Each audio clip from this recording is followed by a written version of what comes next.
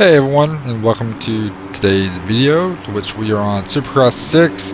This is the 450 main event race from a private series that it's a group of us, a group of buds that we've done this series since I don't know, for the past seven or 8 years, I feel like. So this is a private series, the BX series, and so essentially what we do is we create the replica track. So we are on Anaheim 1, the 2024 edition. So we create the replica tracks to the best of our abilities, and we race on them. So and we do like a little fun series with it. So like I said, it's just a small group of us that we've been doing it for years. Maybe eventually, who knows? Maybe we'll add some more people into it, but we'll just do it for some funsies. So, but anyways, figured I'll upload the main event race if you didn't catch the last live stream. So what we do is we will do these races on Saturday nights or Saturdays before the actual real life race happens, the real Supercross race happens. And so we'll race before it, or I think if it's East Coast race, sometimes we'll race after the race. So we do that, but so I live stream the whole event. So we do 250s and 450s. So I'll live stream Saturday night for the race, and I'll live stream all this, but I figure I'll just upload this the main event race here for the 450s and kind of talk about it a little bit, talk about the series, explain it, and be on the lookout for some more. I got stuck up in that corner right there, but be on the lookout for some more streams. I'll probably keep streaming these live event races, and it's all unfiltered, man. I got the party chat going. The boys are crazy, getting wild, so but it's all fun. Like I said, all just for fun. So, sometimes we can get a little serious, tempers flare, but it's all good fun. We've been doing it for years, man. So, but yeah, so I'm live streaming these races, these events every week. Maybe I'll continue to post main event video and talk about it, but also like talk about the in real life race as well, which was glad to see some ready for Supercross to start up again. There's a lot of hype around the season, with all the guys, Jet, Tony, everybody, so many storylines to follow. Real surprise, don't think anybody's surprised that Jet won, but at least Jet didn't blow everybody away. Now Jet also doesn't try to blow everybody away. He only wins by however much he needs to win by, you know what I'm saying? He's not going to try to beat you about 30 seconds or a minute. He's just going to beat you just enough to beat you. So who knows, you won't really know what you see with Jet until he gets pressured. But Anderson kept him honest. Anderson's riding good. Webb really impressed me, I think, a lot. He was riding really good. I mean, you saw him on the Yamaha for the SMX rounds and wasn't so great, but man, he looked just as good as he ever has been, if not better, at A1 on that Yamaha. So would have been interesting to see if Webb could have got around Anderson. It sucks. Webb's pass on Anderson was a little aggressive, but it wasn't a takeout. It was just an aggressive pass. He was just trying to get by him. But unfortunately, Anderson had the chance to get him in the next corner, and Anderson's pass was a little bit more aggressive than Webb's, I thought, just because it completely held both of them up. Webb was trying to make the pass and make it stick, to where Anderson kind of just parked Webb and himself in the corner, and that basically was it for catching Jet. So that was a bummer. We'd like to see what Webb could have done if he got around Anderson. But another thing was Chase Sexton on the KTM didn't look too bad. Wasn't great, but wasn't horrible either. Like I said, the only reason he got on the podium was because Webb crashed, but it wasn't like he was way back there.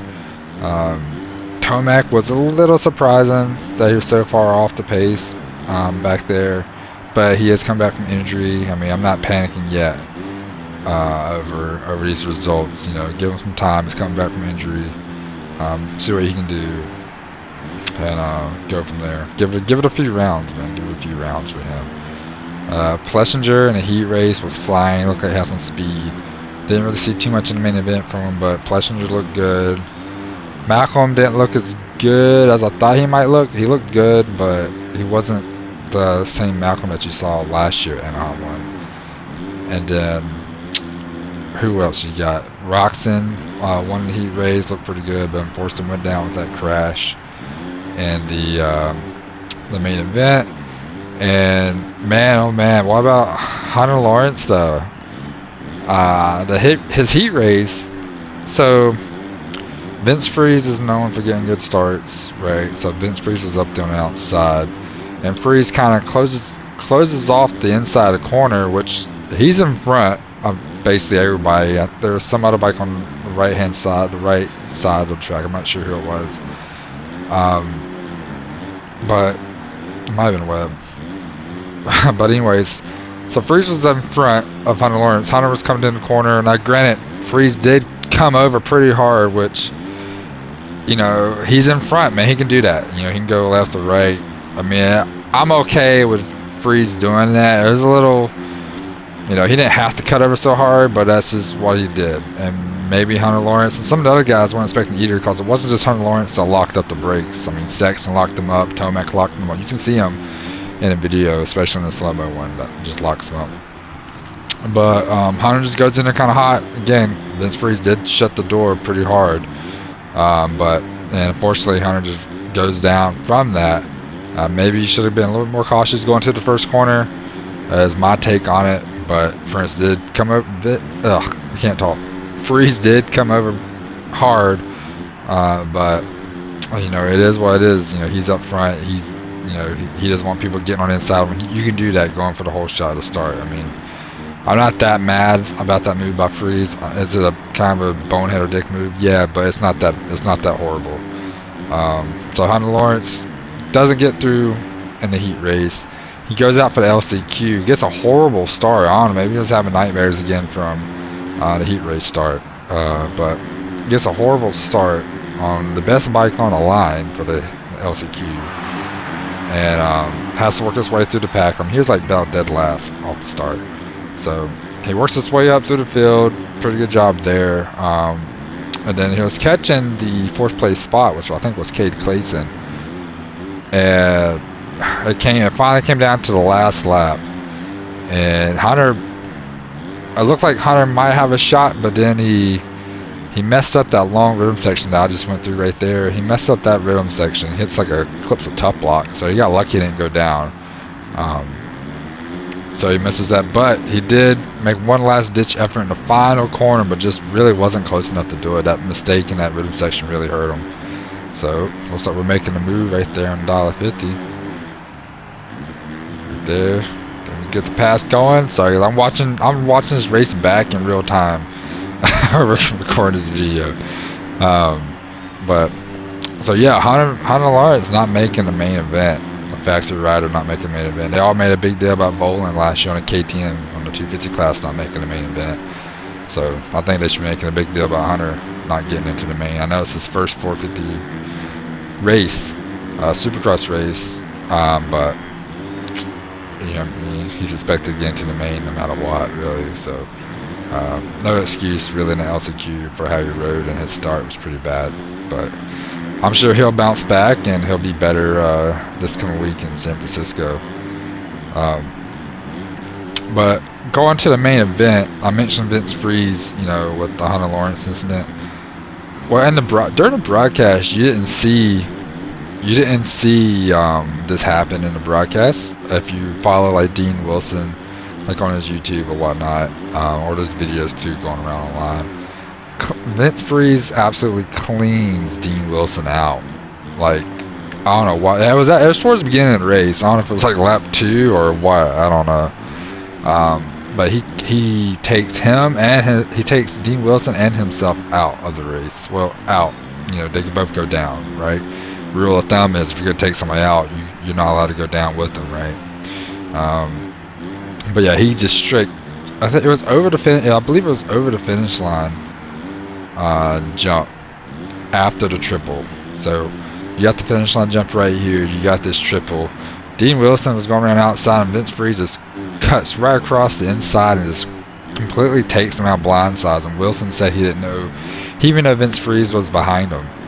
So, but yeah, that was uncalled for right there. And then Wilson gets up and gets back on his bike, but I don't know, Friese goes down, but like it wasn't a hard crash either. But Vince walks off, like he just leaves his bike and just walks off the track and goes back towards the pits. Like what? What? You go take a rider out, intentionally take a rider out to ruin his race and your race, and then you just walk off the track, leave your bike on the track. Don't even bother picking your bike up. Like I haven't really looked too much into it. I don't know if he got hurt his hand, arm. I don't know. It wasn't a bad crash for Vince. But I mean, you can get hurt doing just tipping over, I guess. But it didn't look bad at all, so I'm not sure why he would have hurt. Maybe his arm, hand, something. I don't know. But serves him right. I hope he can't race this next week. I really just need to get Friese out of the series. He needs to go race Arena Cross or something. Granted, it makes for good TV. Okay, his racing style, if you want to call us that. You know, the drama, stuff like that. Everybody loves drama, watching that on TV. But it's just a little ridiculous, man. You feel bad for these guys like Dino. He's had to deal with Friese during the World Supercross Series, I believe, the Australian Supercross Series. Basically the same exact thing. Friese is just taking me out. It's a joke, man. It's a joke that he's allowed to race in the 450 class and act like that. Like there definitely needs to be some kind of fine or something for that takeout on Dean Wilson. The Hunter Lawrence thing, you know, I see it both ways. You know, I don't think it's that egregious. But the take on Dean Wilson definitely needs to be looked at for sure. But yeah, guys, that's about it right there. You know, you had Hunter Lawrence taking the win. Anderson got that second place. It's good to see Anderson back up that 2022 speed. Then of course Chase Sexton slips into the third place spot with Cooper Webb going down. But Webb would be back stronger this weekend. So looking forward to that race, and it's been minutes since they've been in San Francisco too, so kind of a new location in a way. It's just been a minute, but I'm gonna go ahead. We managed to get ourselves in first place here. We're on got about less than 8 minutes left plus a lap to go. So we run these races. We run the full race. We run 20-minute race plus 1 lap, just like the real deal. And managed to get my way into the lead a couple laps ago, and I managed this pace for the rest of the race. I increased it just a little bit, but nobody passes me back, so I stay in first place until the end of the race. So I'm not saying it was easy. It was just, you know, clicking off my laps, hit my marks. This send section right here was tricky. I think one time I had the slowest crash in it. I think later on in it. Maybe I'll probably fast forward the video through this, and I'll show that. Maybe I'll throw that crash in there. It was the slowest crash ever.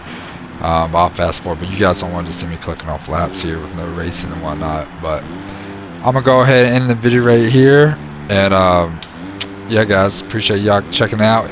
Be on the lookout for the race streams on Saturdays before the race. We're gonna do it again this coming Saturday. So I believe the race is 8. I think the San Francisco Supercross race starts at 8:30 p.m. Eastern.